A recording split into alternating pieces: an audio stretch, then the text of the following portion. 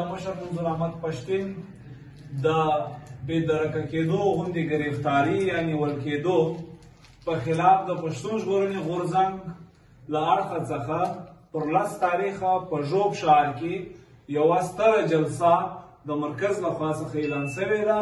په دې جلسه کې به د پښتون ژغورنې غورځنګ ټول مشرتابه ګډون کوي او دلته به له موږ تاسو سره ډېر ګڼ شمېر مشران کمپاین کوي.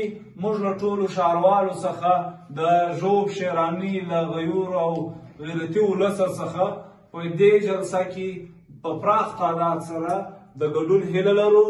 دا جلسه به د مارکیټ روډ ظریف شهید پارک مخته پر 10 تاریخه د اتوار پر ورځ سهار پر 10 بجې باندې پیل کیږي.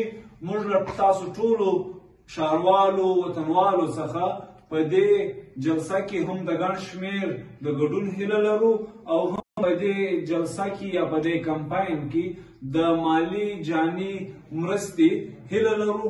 له موږ سره دا غږ بدرګه کوي چې تر څو پورې د مشر منظور احمد پښتین او دلته د مظلومانو غږ او دا قرارېدو ته اعلان کوو او چوپ کېدو ته یې پرېنږدو. د دې تورو تیارو د تم کېدو ملګري څوک دي؟ رامخکې شئ رادرومئ. د سپېدو ملګري څوک دي؟